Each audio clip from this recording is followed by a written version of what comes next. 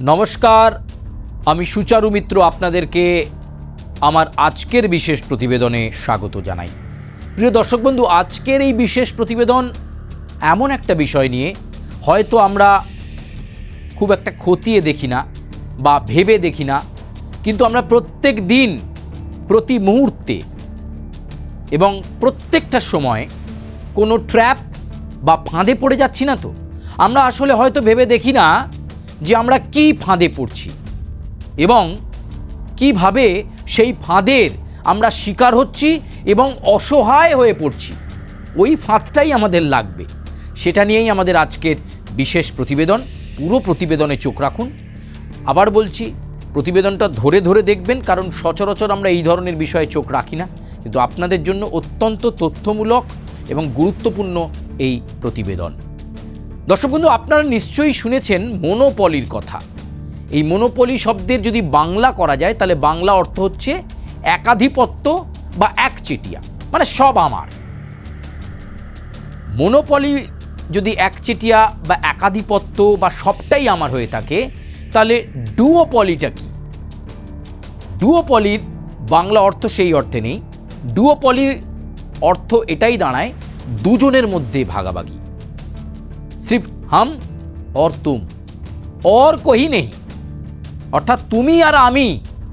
সে ব্যবসা হোক, বাণিজ্য হোক, বিনোদন হোক, রাজনীতি হোক, লাভ হোক, লোকসান হোক, সবটাই তোমার আমার মধ্যে ভাগাভাগি হবে। এটা কি বলা হয়? ডুওপলি। আজকের এই ভারতবর্ষ, আমাদের এই ক্যাপিটালিজম কিন্তু এই মুহূর্তে এই ডুওপলির মধ্যেই সীমাবদ্ধ হয়ে গেছে। কি এই ডুওপলি? আসুন সেটা তো আমরা আলোচনা করব, কিন্তু এই মুহূর্তে এই ডুওপলি নিয়ে আলোচনা করার বেশ কয়েকটা কারণ রয়েছে। তার মধ্যে অন্যতম কারণ হচ্ছে ইন্ডিগো। আপনারা জানেন ইন্ডিগো যে সংস্থা, তাদের যে বিমান পরিষেবা, তা নিয়ে নানা ধরনের অচলাবস্থা তৈরি হচ্ছে এবং এই অচলাবস্থার পেছনে কি কারণ রয়েছে, এগুলো নিয়ে আমরা আলোচনা করব। প্রথমেই দেখুন আজকের ফ্লাশ, একেবারে যে প্রথম স্লাইড, যেখানে বলা হচ্ছে বিমান পরিষেবা ডুওপলি। এই ডুওপলি মনে হচ্ছে বাজারে দুটো সংস্থা বা দুটো প্রতিষ্ঠানই ব্যবসা করবে, বাকি ছোট মাঝারি প্রতিষ্ঠান তারা থাকবে না, তারা ব্যবসা করবে না, তাদের কোনো মার্কেট রেভিনিউ থাকবে না।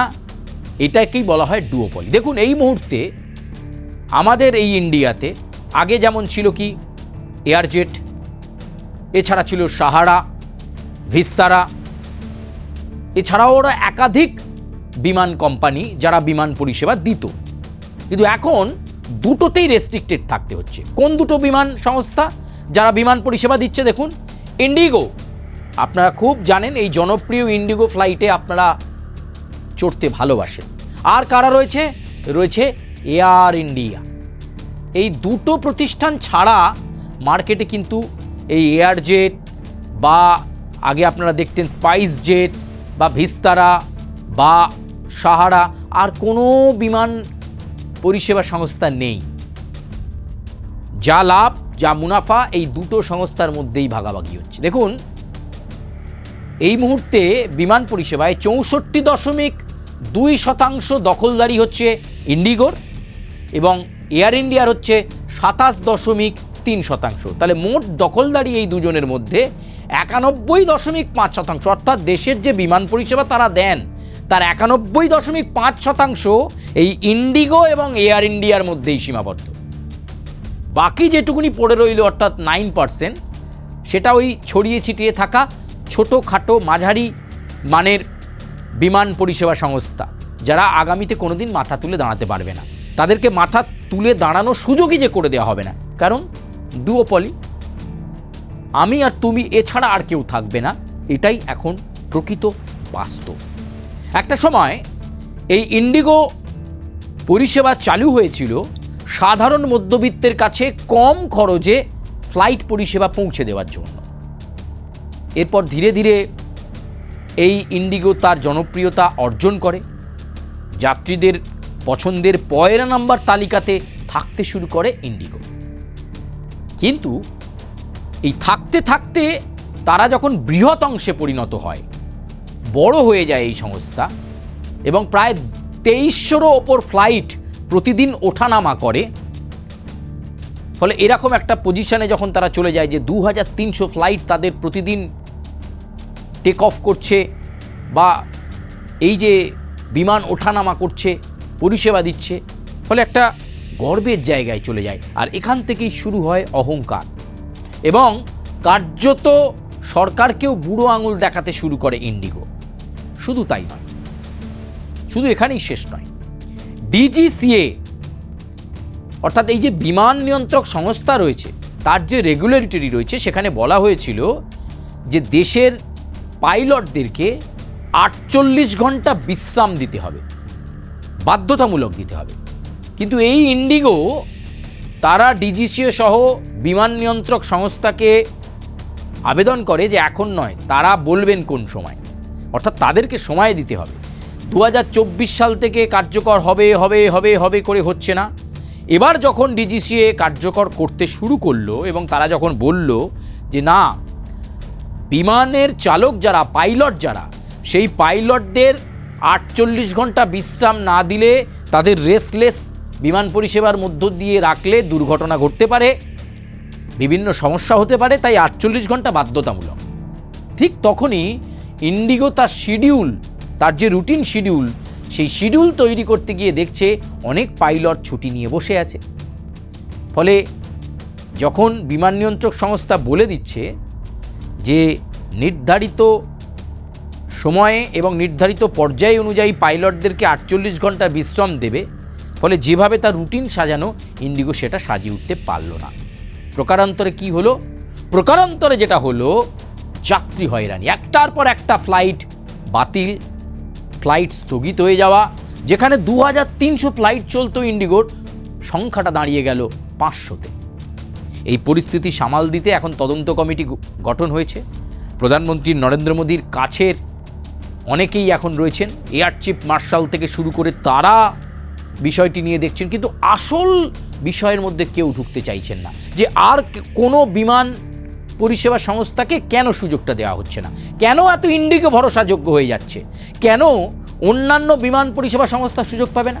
এবার আসুন এয়ার ইন্ডিয়া। এয়ার ইন্ডিয়াও মোটামুটি তার মাথাটা তা বিকিয়ে দিয়েছে, আপনারা অনেকেই জানেন। তবুও 27.3% চলে, দখলদারি তার রয়েছে, কিন্তু অধিকাংশ ক্ষেত্রেই রক্ষণাবেক্ষণ নেই। আপনারা জানেন, আমি নতুন করে আর বলছি না, বিভিন্ন ধরনের ঘটনা যেগুলো ঘটে যাচ্ছে, বিমান দুর্ঘটনা, এই বিমান দুর্ঘটনা ঘটার নেপথ্যে কিন্তু রক্ষণাবেক্ষণ না থাকা, শুধু যাত্রীদের থেকে পয়সা নিয়ে যাব, মুনাফা লাভ করব, ডুওপলি করে, হয় ইন্ডিগোয় যাবে লোক, আর না হলে অপশান না থাকলে এয়ার ইন্ডিয়া। এই দুটো ছাড়া অপশান নেই, কারণ অন্যান্য বিমান পরিষেবা সংস্থাকে তো আমি ব্যবসাটাই করতে দিচ্ছি না। ফলে ক্যাপিটালিজমের ওপর একটা চাপ পড়ছে এবং এখান থেকে বলা হচ্ছে, মানে মনে করা হচ্ছে, কেন্দ্রীয় সরকার দেখাচ্ছে বিশ্বের অর্থনীতির কাছে যে এই দুটোই হচ্ছে সবচেয়ে বুমিং সংস্থা এবং এদের মালিক, এদের শিল্পপতিরাই দেশের ভবিষ্যৎ, দেশের অর্থনৈতিক কাঠামোকে এরা ধরে রেখেছে। কিন্তু কেন? ক্ষুদ্র মাঝারি ব্যবসায়ী, শিল্পপতিরা যারা এই বিমান পরিষেবার মতো সংস্থা তৈরি করে তারা মাঠে নেমে পড়েছেন, তাদেরকে কেন সেই সুযোগ দেওয়া হচ্ছে না? প্রশ্ন থাকছে বন্ধু, এসব নিয়ে প্রশ্ন থাকছে। আমরা এগুলো ভাবছি না, তাই আমাদের কাছে হয় ইন্ডিগো নয় এয়ার ইন্ডিয়া ছাড়া আর কোনো অপশান নেই। চলুন পরের স্লাইড দেখি। পরের স্লাইডে আবার একটা বিষয় দেখাই, বিমানবন্দর। এই বিমানবন্দর রক্ষণাবেক্ষণের বিষয় তো থাকে, সেখানেও ডুওপলি। গোটা বিমানবন্দরটাও অন্যান্য সংস্থা ব্যবসা করতে পারছে না, তারা রক্ষণাবেক্ষণের জন্য ওই কি বলে, যখন জারি হয় নোটিফিকেশান করে যে কে নেবে, তখন কিন্তু এই দুজন ছাড়া কাউকে দেয়া হয় না। কারা? কোন কোন গ্রুপ? ভালোভাবে দেখুন, আদানি এবং জিএমআর। এই আদানি এবং জিএমআর ছাড়া বিমানবন্দরের ক্ষেত্রে কিন্তু আর কাউকে অ্যালাউ করা হচ্ছে না, বা অ্যালাউ করলেও তারা কিন্তু সেভাবে দায়িত্ব পাচ্ছেন না, কেন্দ্রীয় সরকার তাতে শিলমোহর দিচ্ছে না। আসুন পরের স্লাইডে আমরা দেখি ডিটিএইচ। আপনারা অনেকেই জানেন ডিটিএইচ কি, ডিরেক্ট টু হোম তাতেও ডুও পলিসি। যে ডিরেক্ট টু হোম বা ডিশ আপনি কানেক্ট করবেন, কানেক্ট করলে ঘরে বসে আপনি আপনার পছন্দ মতো চ্যানেল দেখতে পাবেন। এই ডিটিএইচ পরিষেবা নিয়ে কিন্তু অনেক কোম্পানি এসেছিল, আমি নাম করছি না এখানে, প্রায় 8 থেকে 10টা কোম্পানি যারা দেখিয়েছিল এই 40টা বা এই 50টা বা এই 60টা চ্যানেলের প্যাকেজ নিলে এই টাকা খরচ করলে তাদের এক্সিকিউটিভ যাবে আপনার ছাদে বা নির্দিষ্ট জায়গায় এই ডিটিএইচ ফিট করে দেবে, আপনি চ্যানেল পরিষেবা দেখতে পাবেন। কিন্তু সেই সমস্ত সংস্থাগুলোকে সাইড করে দিয়ে অগ্রাধিকার পাচ্ছে যারা, সবচেয়ে বেশি গুরুত্ব পেল যারা, সেখানেও সেই দুটো কোম্পানি, যার ফলে আপনার কাছে অপশান খুব কম। ডিটিএইচ ডিরেক্ট টু হোম পরিষেবাতে ডুওপলি, সেখানেও কিন্তু টাটা আর এয়ারটেল। প্রিয় দর্শক বন্ধু, ভালোভাবে ভেবে দেখবেন, আপনার এরিয়াতে ডিটিএইচ খবর নিন, বেশিরভাগ লোকের আছে হয় টাটা নয় এয়ারটেল, কারণ আরও অন্যান্য কোম্পানি ছিল না, আরও অন্যান্য কোম্পানি তো ডিটিএইচ পরিষেবা নিয়ে এসেছিল, তো তাদেরকে সেই ব্যবসা করতে দেওয়া হলো না। তাহলে কি এই সংস্থাগুলো কেন্দ্রীয় সরকারের থেকে আলাদা কোনো সুবিধা পায় বা কেন্দ্রীয় সরকারকে আলাদা কোনোভাবে সুবিধাভুক্ত করে? এই প্রশ্ন থাকছে। আমি আগেই বলেছি যে মনোপলি মানে একচেটিয়া একাধিপত্য, সব আমার, কিন্তু ডুওপলি মানে আধিপত্য শুধুমাত্র দুজনের, তারাই শুধু ভোগ করবেন। এই ডিটিএইচ পরিষেবায় একটা সময় 10 থেকে 11টা সংস্থা নেমেছিল এবং যাদের মধ্যে এখনও বেশ কয়েকটা সংস্থা খুব লড়াই করে মার্কেটে ডিটিএইচ বা ডিরেক্ট টু হোম পরিষেবা চালিয়ে যাচ্ছে, কিন্তু দুটো কোম্পানি সর্বাগ্রে রয়েছে, যারা বেশি সুযোগ পাচ্ছে, যারা বেশি মানুষের কাছে রিচ পাচ্ছে, তারা কিন্তু এই টাটা এবং আর একটা হচ্ছে এয়ারটেল। এরা কিন্তু আর অন্য কাউকে ব্যবসা করতে দিচ্ছে না। ফলে প্রিয় দর্শক বন্ধু, আপনার কাছে ব্যবসার জন্য বা আপনার কাছে বাড়িতে টিভি দেখার জন্য, ডিরেক্ট টু হোম কানেক্ট করার জন্য টাটা আর এয়ারটেল ছাড়া আপনি বিকল্প কিছু খুঁজে পাচ্ছেন না। ভেবে দেখবেন। পরবর্তী স্লাইডে যাই। আর কোন কোন ক্ষেত্রে ডুওপলি চলছে? গোটা দেশটা ডুওপলিতে ভরে গেছে। এবার যে গুরুত্বপূর্ণ সেক্টরের কথা আপনাদেরকে বলবো, টেলিকম। মাথায় রাখুন, এখানে আমি কয়েকটা কোম্পানির নাম নিতে পারি। আপনারা ভোডাফোন ইউজ করতেন, আপনারা আইডিয়া ইউজ করতেন, আপনারা টাটা ডোকোমো ইউজ করতেন, আপনারা এয়ারসেল ইউজ করতেন, আপনারা ইউনিনরও অনেকে ইউজ করতেন। ভাবুন, এতগুলো সিমের অপশান ছিল এবং সর্বোপরি বিএসএনএল। আপনারা এতগুলো সিম কার্ড আপনাদের মোবাইলে ব্যবহার করতেন, কিন্তু এখন দুটো অপশান, অন্তত দুটো অপশান ছাড়া আপনার কাছে আর কোনো অপশান নেই, কারণ বাজারে তো বাকিরা ব্যবসাই করতে পারলো না। ভোডাফোন আর আইডিয়া মিলে হয়ে গেল ভিআই, তাও তারা ব্যবসা করতে পারছে না। এই মুহূর্তে ব্যবসা করছে কারা? জিও আর এয়ারটেল। এই জিও এয়ারটেল ছাড়া আপনার কাছে কোনো বিকল্প নেই। কিন্তু মাথায় রাখুন, জিও যখন এলো আপনি খুব লাফাচ্ছিলেন, আপনারা ভীষণ লাফালাফি করছিলেন, এই এত ফ্রি দিচ্ছে, নেট ফ্রি, এখন কোনো পয়সা লাগবে না, শুধু সিম কেনার পয়সা।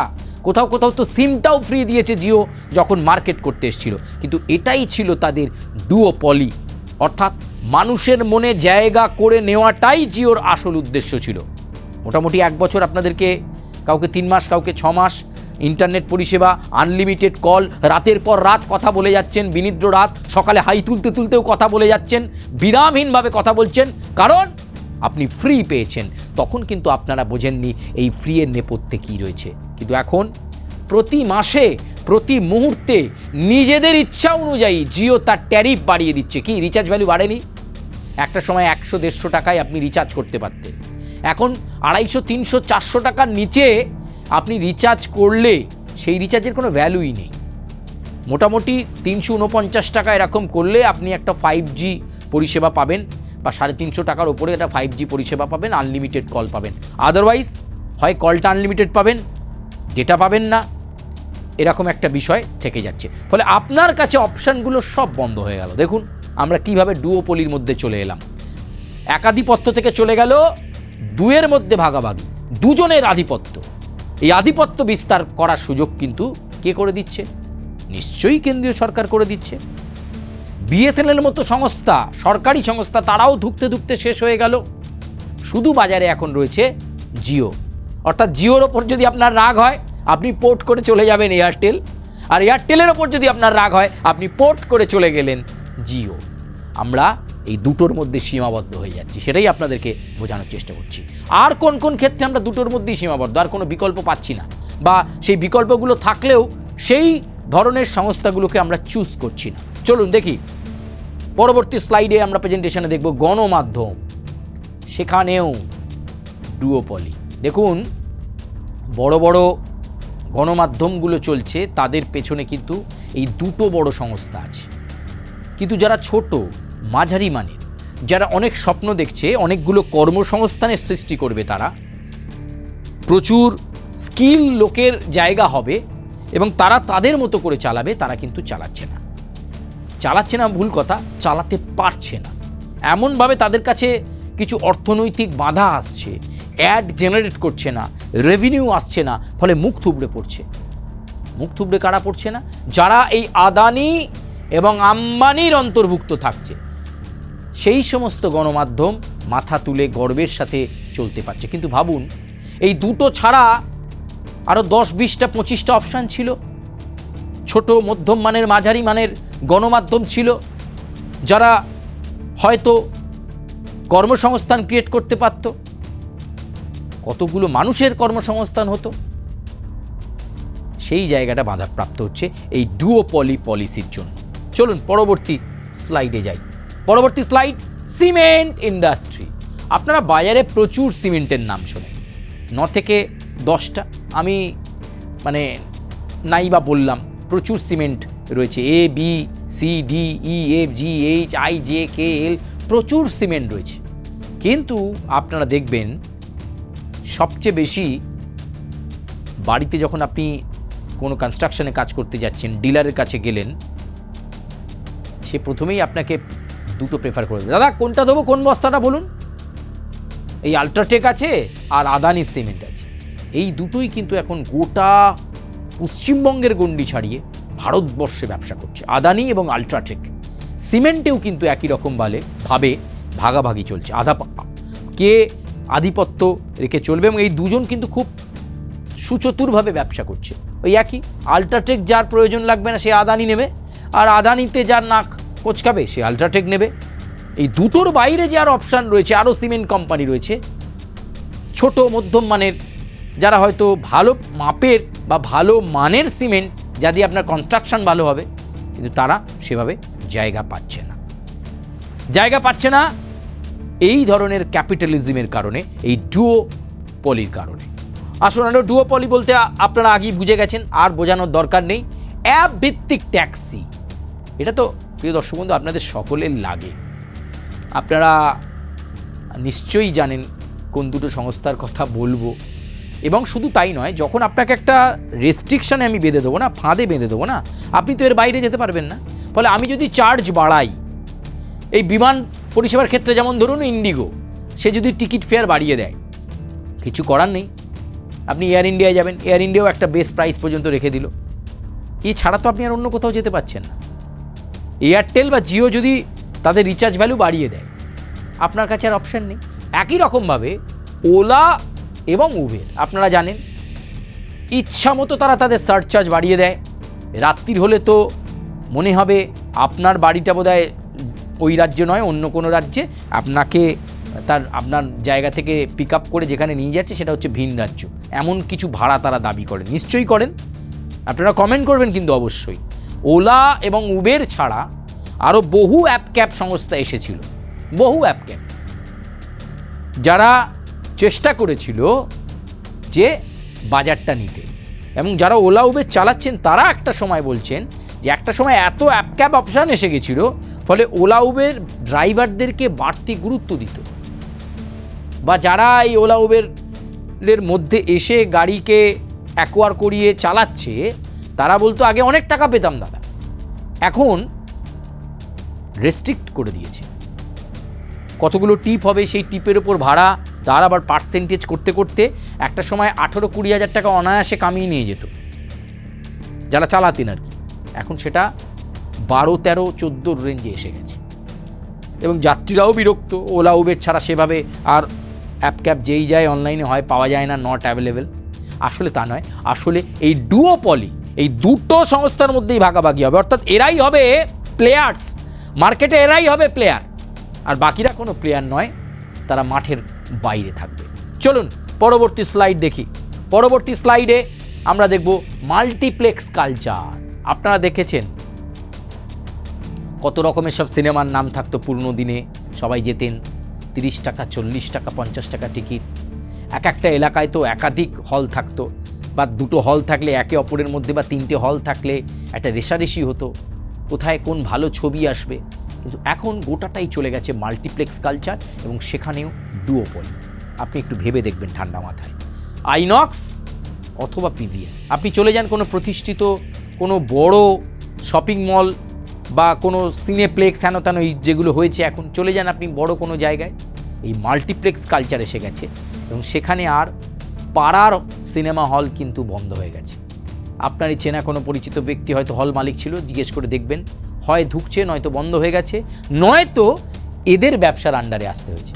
অর্থাৎ হল রেখে গোটাটা আইনক্সের যা সিস্টেম, যা স্ক্রিন, যা টিকিট ভ্যালু, সেইভাবে তাদেরকে তৈরি করতে হয়েছে। আইনক্স আর পিভিআর ছাড়া লোকে হয় আইনক্সে দেখবে, না ভালো লাগলে পিভিআরে দেখবে, এছাড়া আর কোনো অপশান নেই সিনেমা দেখার। মাল্টিপ্লেক্স কালচারটা এমনই এসে গেছে।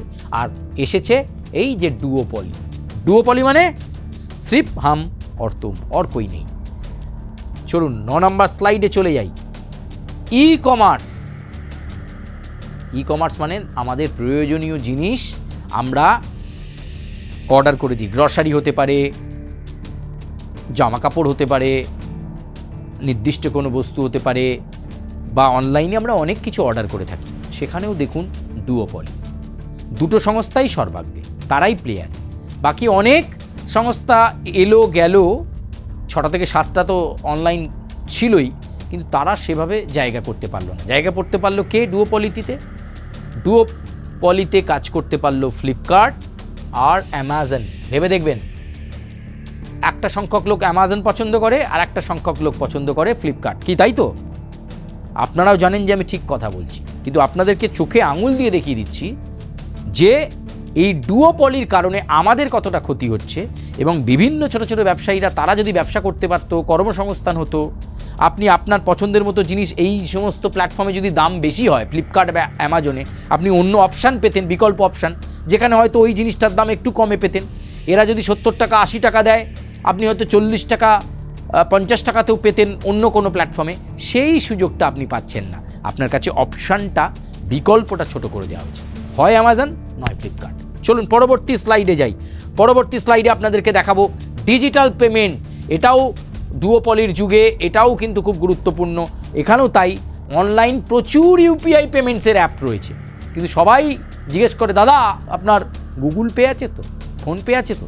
এবার আপনি যদি বললেন, না আমার কাছে বি বা ডি পে বা জি পে নেই, আমার কাছে এইচ পে আছে বা এল পে আছে, বলে না তাহলে হবে না, দেওয়া যাবে না, তাহলে জিনিস এলাকা। অনলাইন পেমেন্ট হলে ইউপিআইতে আপনার হয় গুগল নয় ফোনপে থাকতে হবে। এখানেও সেই ডুওপলি।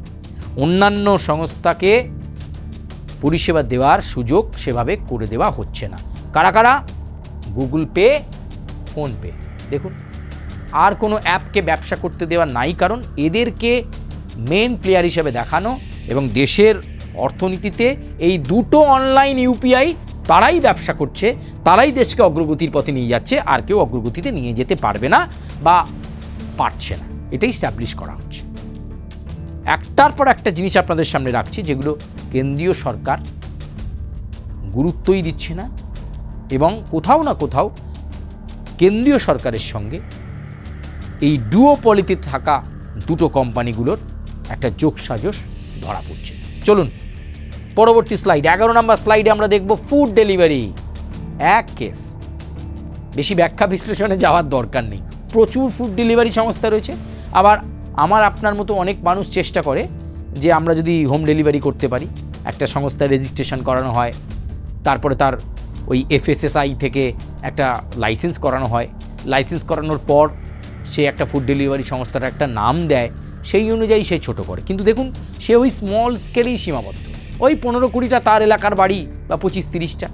কিন্তু যখনই সে লার্জার ব্যবসার কথা ভাবছে, তখন তার কাছ থেকে হয়তো এমন কিছু অর্থ দাবি করা হচ্ছে যে ব্যবসা তোমায় করতে দেবো, ছাড়পত্র দেবো, কিন্তু এত টাকা দিতে হবে।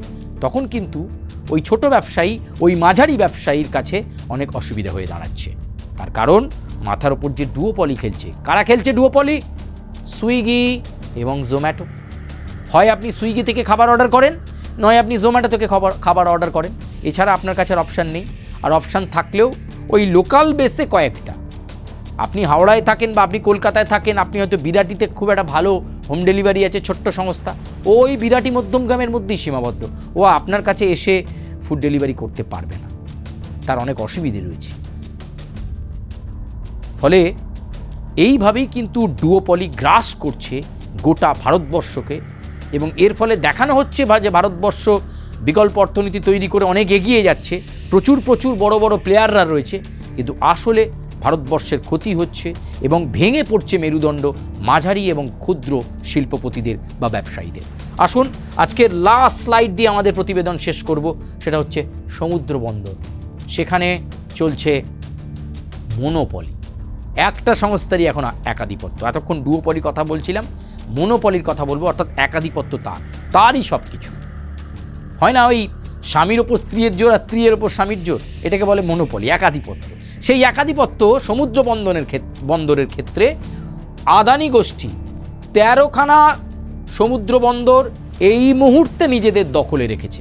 তাহলে ভাবুন আমরা কোন জায়গায় দাঁড়িয়ে রয়েছি প্রিয় দর্শক বন্ধু। ভাববার বিষয় রয়েছে। হয়তো এক পলকে দেখলে এ আর কি ব্যাপার, নতুন কোনো ব্যাপার না, কিন্তু আমরা ভাবছি না যে জিও এয়ারটেল ছাড়া আমরা কেন আর অন্য কিছু পরিষেবা ভাবতে পারলাম না, এবং আমাদের কাছে আর বিকল্প তৈরি হলো না। আমরা কিভাবে এই ডুওপলির মধ্যে দুটো সংস্থার মধ্যে রেস্ট্রিক্টেড হয়ে যাচ্ছি, সীমাবদ্ধ হয়ে যাচ্ছি, আমাদের কাছে বিকল্প অপশান খুলছে না। আমরা অ্যামাজন, ফ্লিপকার্টের মধ্যে কিভাবে সীমাবদ্ধ হয়ে যাচ্ছি, যেখানে আমরা অন্য অনলাইন অ্যাপ থেকে হয়তো অনেক কম টাকায় আমাদের পছন্দের জিনিস পারচেস করতে পারতাম, নিতে পারতাম। প্রিয় দর্শক বন্ধু, আজকের মতো এই প্রতিবেদন এই পর্যন্তই। তবে আপনাদের সঙ্গে আবার দেখা হচ্ছে। কিন্তু এই প্রতিবেদন ভালো লাগলে অবশ্যই লাইক করবেন, সাবস্ক্রাইব করবেন, এবং আপনাদের মন্তব্য আমাদের শিরোধার্য। এই মোনোপলি এবং ডুওপলি এই বিষয়টাকে আপনারা কিভাবে দেখলেন, এবং ডুওপলিতে বিভিন্ন ক্ষেত্র আপনাদেরকে দেখালাম যে দুটোর বেশি সংস্থার বাইরে আর কোনো সংস্থা কিন্তু আপনাদের কাছে পৌঁছতে পারছে না, বা আপনারাও তাদের কাছে পৌঁছতে পারছেন না। ফলে যোগাযোগ গড়ে উঠছে না। ফলে এই ডুওপলির মধ্যে সীমাবদ্ধ থেকে আমরা আমাদের বিকল্প খুঁজে পাচ্ছি না। ধন্যবাদ। আজকের মতো এই পর্যন্তই। দেখা হচ্ছে অন্য কোনো প্রতিবেদন নিয়ে।